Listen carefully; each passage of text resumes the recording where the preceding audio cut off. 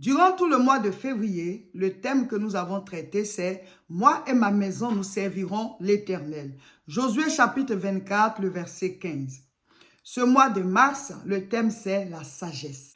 Mais cette vidéo, c'est encore pour donner un aspect du thème « Moi et ma maison, nous servirons l'Éternel ». Le thème, c'est « Comment organiser la prière de maison ». Actes chapitre 1, le verset 8, la Bible dit « Mais vous recevrez une puissance, le Saint-Esprit survenant sur vous, et vous serez mes témoins à Jérusalem, dans toute la Judée, dans la Samarie et jusqu'aux extrémités de la terre. » Voilà, le rayonnement doit partir, voilà, tout doucement en partant de nous-mêmes. Matthieu chapitre 6 à partir du verset 9. « Voici donc comment vous devez prier. Notre Père qui est aux cieux, que ton nom soit sanctifié, que ton règne vienne, que ta volonté soit faite sur la terre comme au ciel. Donne-nous aujourd'hui notre pain quotidien. » À partir de là, nous devons comprendre que Dieu donne le pain de chaque jour. En tant que chrétien, chaque jour, tu dois avoir un temps où tu parles avec Dieu pour prendre ton pain quotidien. Ce n'est pas forcément de la nourriture. Hein. On a besoin de force. On a besoin d'être renouvelé. On a besoin d'être guéri de certaines maladies. On a besoin que Dieu nous ouvre les portes. Le besoin du moment, c'est ce qu'on appelle le pain quotidien. Qu'est-ce qu'il te faut présentement? Et Dieu donne ça chaque jour. Donc, chaque jour, nous devons voir la face du Seigneur par la prière. Donc, en tant que chrétien, quand on dit témoin à Jérusalem, ça dit témoin par rapport à ta fréquentation du temple. Ce n'est pas qu'il y a un temple quelque part où on doit rentrer, mais le temple, le sanctuaire de Dieu, tu dois avoir ta relation avec Dieu. C'est d'abord ça. Donc, vous tous qui voulez organiser des temps de prière en famille, ça commence d'abord par toi-même. Il faut que tu aies ton temps de prière personnel que tu établis, comme Jésus-Christ lui-même il faisait. C'est vrai qu'il avait des temps où il enseignait le peuple, il guérissait les malades, il priait ensemble pour qu'il y ait des miracles.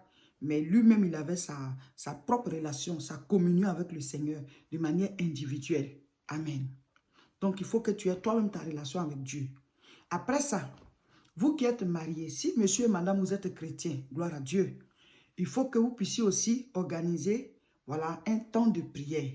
Souvent, on est occupé. Monsieur passe là, madame passe là, on a telle occupation, telle autre occupation. Donc, souvent, on n'a pas le temps. Souvent, quand on vient, ben, c'est pour dormir, puis le matin, tout le monde repart. Souvent, on se dit, il faut forcément un temps où on s'assoit et puis on prie. Mais vous pouvez, de manière, voilà, vous pouvez improviser des temps de prière. Organiser un temps de prière, par exemple la nuit avant de dormir, vous priez quelques minutes, vous lisez la Bible et vous pouvez parler des malentendus peut-être de la journée ou bien de la semaine et tout ça, parce que vous laissez les problèmes perdurer, c'est pas bon. Donc vous pouvez parler, débattre de ce qui ne va pas, calmement, monsieur et madame, pendant votre temps de prière, dans l'amour du Seigneur, quand vous êtes chrétiens tous les deux. Parce que quand vous deux, vous n'êtes pas chrétiens, c'est beaucoup plus difficile parce qu'il y a un ou bien il y a une qui ne connaît pas le Seigneur, donc elle n'évolue pas, elle ne comprend pas les choses comme toi. Maintenant, il y en a aussi, ils ne sont pas chrétiens, mais ils comprennent. Donc, si tu lui demandes si on peut prier, si la personne dit oui, vous priez, et tu peux même lire un passage biblique, petit à petit, tu peux gagner la personne au Seigneur. Et maintenant, vous pouvez débattre de ce qui ne va pas ou bien concernant les activités de la maison, la vie des enfants et tout ça, dans la paix. Parce que quand il n'y a pas un temps où vous en parlez, c'est ça qui crée les conflits et puis ça explose devant tout le monde, mais ça explose devant les enfants. C'est pendant votre temps de prière que vous pouvez, voilà, enlever tout ce qui ne va pas entre vous. Amen. Donc, il faut avoir... Maintenant, il y a des couples qui disent on est occupé ou alors ma femme elle aime prier pendant longtemps donc je n'aime pas prier avec elle ou bien le monsieur aime trop prier donc je n'aime pas prier avec le monsieur. Donc, vous n'arrivez pas vraiment à organiser un temps de prière régulier parce que chacun est occupé. Il y a plusieurs paramètres qui font que vous n'arrivez pas à organiser un temps de prière. Mais vous pouvez improviser. Quand vous êtes là et que vous voyez qu'il y a une bonne atmosphère, vous êtes tous les deux, mais vous pouvez prier quelques minutes. Ah, on va prier un peu. Vous pouvez improviser pour qu'il y ait toujours la prière entre vous. Ah, il y a telle situation qui nous embête, il y a tel enfant qui a tel problème, ou bien il y a telle situation financière. Bon, prions quelques minutes. Vous vous attrapez, vous priez. Pas forcément qu'on organise, voilà. Mais si on organise aussi, c'est bon. Mais quand vraiment vous n'arrivez pas à vous organiser, vous pouvez improviser des temps de prière dès que vous voyez que voilà, l'occasion s'y prête. Vous n'avez pas besoin de faire de longues heures. Quelques minutes ensemble, vous priez, vous élevez la voix. Et puis bon, s'il y a un passage, vous pouvez lire. De manière improvisée, vous pouvez chaque fois prier ensemble. Amen. Ça, c'est d'abord vous, ensuite les conjoints. Ceux qui ne sont pas mariés, chaque fois que vous priez, comme vous n'avez pas encore de conjoint ni de conjointe, priez pour le conjoint futur. Acte 16. Je lis à partir du verset 32. Et il lui annonçait la parole du Seigneur, ainsi qu'à tous ceux qui sont dans sa maison. Il les prit avec lui à cette heure même de la nuit. Il lava leurs plaies et aussitôt il fut baptisé, lui et tous les siens. Voilà, c'est la conversion du geôlier. On avait mis des serviteurs de Dieu, Paul et Silas, en prison. Et Dieu s'est manifesté puissamment pour briser les portes de la prison. Et donc le geôlier, celui qui était chargé de les surveiller dans la prison, a vu la main de Dieu et il a décidé de se donner au Seigneur. Et Paul et Silas ont prêché l'évangile à lui et à sa famille. Et ils sont allés les baptiser, ils ont accepté Jésus. Donc ça veut dire quoi? Le salut est non seulement pour nous, mais aussi pour notre famille. Quand on nous prêche la parole, nous devons faire bénéficier cette parole-là à notre famille. Donc si celui qui nous a prêché ne peut pas venir, nous pouvons transmettre, voilà, la parole. Parce que ce n'est pas tout le temps que les gens peuvent se déplacer. C'est pour ça qu'on a dit, soyez les pasteurs de votre maison. Vous pouvez connecter vos enfants, votre famille, voilà, aux enseignements qu'on met en ligne, les amener à lire la Bible, à l'écouter, voilà, la Bible audio, même le matin comme ça, quand tout le monde se prépare pour pouvoir partir soit à l'école ou bien au travail, vous pouvez mettre la Bible en audio ou bien vous pouvez mettre les enseignements ou bien les prières en direct que nous avons déjà faites qui sont en ligne. Vous mettez ça, ça joue dans la maison, ça dispose une atmosphère spirituelle. Il faut mariner votre famille dans la présence de Dieu. Vous allez voir que les bénédictions seront le quotidien. C'est-à-dire vous allez vivre les bénédictions, les grâces tous les jours, au lieu de tout le temps côtoyer les problèmes là. Voilà, parce que quand les ténèbres sont là, ben ça va en même temps avec les problèmes. Mais quand il y a la lumière de Dieu, ça va aussi avec la gloire, la grâce, la bénédiction. Donc marinez votre maison, c'est-à-dire régulièrement la présence de Dieu doit être là. Amen. Et donc, c'est vous et votre famille, vous et votre maison qui devez vous donner au Seigneur. Et comme chacun a son cœur, vous n'allez pas les forcer. Il faut mettre la sémence en terre. C'est pour cela que vous devez faire un programme de prière pour la famille. Alors, on a parlé de vous-même, votre prière, voilà, témoin à Jérusalem.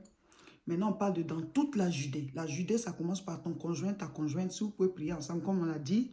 Voilà. Maintenant, après ça, il y a les enfants, vos enfants. Voilà. Si le conjoint a eu des enfants avant toi, ou bien toi aussi tu as eu des enfants avant lui, la famille recomposée, là, tous ceux qui sont enfants, ou bien vous avez adopté un qui est votre enfant, tous ceux qui ne sont pas officiellement enfants ne doivent pas d'abord faire partie de ce premier groupe de prières.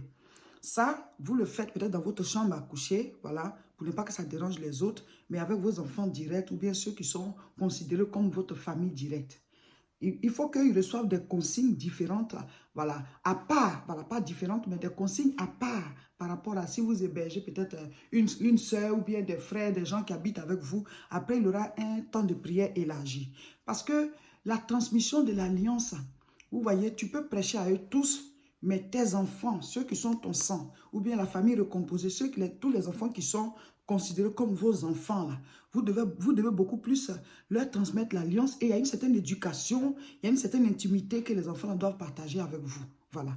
Donc là, vous pouvez faire au moins de temps en temps des prières de famille. Voilà. La cellule familiale même. Ça crée des liens d'amour entre les frères et les sœurs. Ça fait que plus tard, ils ne peuvent pas se faire du mal.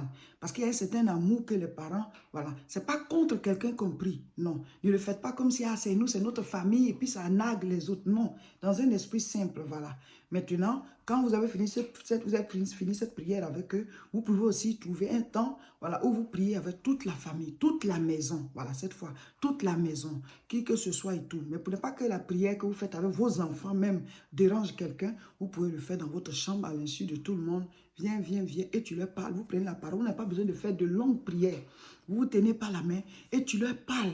L'éducation que tu veux leur donner, l'alliance avec Dieu, l'amour de Dieu.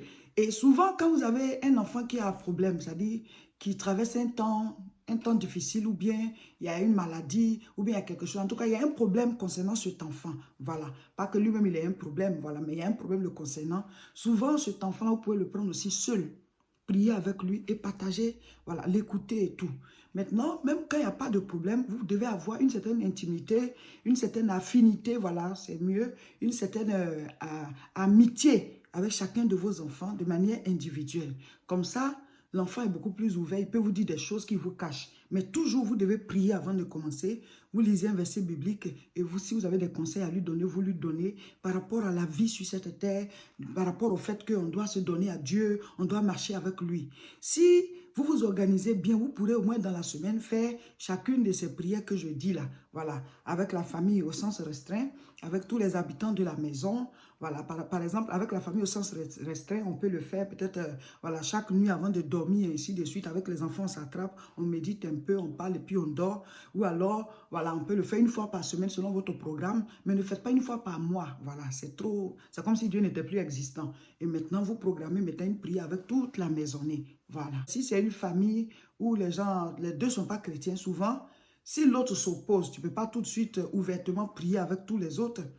Mais si l'autre ne s'oppose pas, ben propose et puis prie avec les enfants, prie avec les autres habitants jusqu'à ce qu'ils vous rejoignent. Mais s'il ne veut pas, ben, tu es obligé de faire toi seul ta prière et de intercéder jusqu'à ce que, voilà, il accepte et puis aussi jusqu'à ce que Dieu se révèle à chacun des autres membres de la famille. Vous voyez, c'est pour ça que souvent le Seigneur nous conseille de ne pas nous marier à quelqu'un qui ne connaît pas le Seigneur. Si tu étais déjà marié, si tu étais déjà marié avant de venir à Jésus, c'est un autre cas. Mais quand tu es en Jésus et puis tu sors, tu t'en vas épouser quelqu'un qui ne connaît pas le Seigneur, mais tu te prépares toi-même des problèmes devant. Parce que ça va poser des problèmes par rapport aux enfants.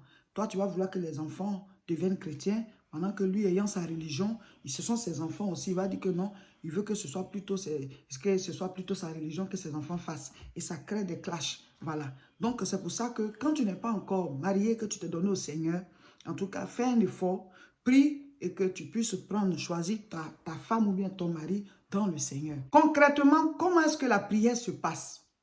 La prière de famille, voilà. Ça peut être la famille restreinte ou alors la famille au sens élargi, tous les habitants de la maison, voilà. Mais quand vous devez faire la prière, d'abord vous devez choisir l'heure, le jour et l'heure. Si c'est chaque 2 jours, ou bien si c'est une fois par semaine, ou bien si c'est chaque matin, ça dépend. Si c'est chaque matin ou même si c'est chaque soir, ça ne doit pas être très long. Voilà. Parce que vous allez répéter ça régulièrement. Maintenant, si c'est une fois par semaine, bon, peut-être 30 ou 45 minutes, mais 1 heure. Parce que c'est une seule fois par semaine. Voilà. En tout cas, Dieu ne doit pas être inexistant. Il ne doit pas être inexistant chez vous. Si vraiment l'Éternel est le Dieu de votre famille, là, vous devez trouver un temps où vous priez. Voilà. Et c'est ce temps de prière-là, si ce n'est pas ton mari ou bien ta femme qui n'est pas de la même religion que toi, tous les autres, là, vous devez exiger. Voilà, si vous deux, vous êtes chrétiens, tous ceux qui habitent chez vous, là, vous devez exiger qu'ils viennent prier. C'est comme ça. Vous devez exiger que c'est la loi de cette maison. Si tu es ici, tout le monde prie. À moins que tu partes. Mais sinon, si tu es ici, on prie tous. Après avoir fait toi-même ta propre prière, après avoir fait ta prière avec ton mari, mais ta femme, et après avoir fait ta prière avec tes enfants, au sens, voilà, au sens beaucoup plus restreint, il y a une prière maintenant pour toute la maison, que vous pouvez faire une fois par semaine, où tout le monde vient s'asseoir, on ne dure pas, voilà, 30 à 45 minutes, ou bien tout au plus 1 heure, voilà. Et donc, comment est-ce que ça se passe? On donne les sujets de prière. On peut d'abord commencer par l'adoration. On loue le Seigneur. Voilà, ensuite, on dit on va prier pour telle chose. Tout le monde prie. On va prier pour que, on va dire merci au Seigneur qui protège la maison, qui nous donne à manger. Nous tous on sort, on revient. Le Seigneur nous garde. Et ensuite, on va prier pour les sujets de prière. Si quelqu'un sait qu'il a péché, n'a qu'à se repentir. Maintenant, si vous avez des requêtes, que chacun élève la voix pour prier pour ses propres requêtes. Si ce sont tes études, si tu es malade, si tu veux te marier, si tu veux avoir du travail, c'est le temps des requêtes et on prie, on prie, on prie. Voilà, en quelques minutes. Quand on a fini de prier, on peut donner un chant de louange et tout le monde loue. On danse un peu, celui qui veut danser, il danse. Et maintenant, on peut lire un passage biblique. Et quand on lit le passage biblique, celui qui est chargé d'apporter la prédication du jour, il va expliquer le passage qu'il a choisi et après les autres disent ce qu'ils ont compris et on termine par la prière. Avant de terminer par la prière, s'il y a une annonce à donner, on la donne. Ça dit qu'aujourd'hui, la famille a telle chose, prochainement, si quelque chose se passe comme ça, faites comme ça.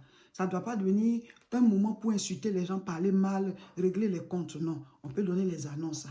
Et puis maintenant, on dit la prochaine prière. Voilà. Si vous n'avez pas choisi le jour, vous pouvez choisir. Ou bien si c'est déjà calé, on sait que la prochaine prière, ce sera peut-être lundi prochain, ce sera peut-être mardi prochain à telle heure. Maintenant, on choisit qui va faire quoi à la prière. C'est toi qui dirige, c'est toi qui vas porter le message, c'est toi qui... Voilà. Le dirigeant, c'est celui qui donne les sujets de prière. Voilà. Et puis, on peut choisir celui qui a donné les chants. Voilà. Ce mercredi 3 mars, nous serons en direct pour la prière. C'est sur nos 2 chaînes. La Moisson TV sur YouTube et Réseau International Richesse sur Facebook à 12 h, heure de France. Connectez-vous pour suivre la prière en direct. Nous commençons le thème la sagesse.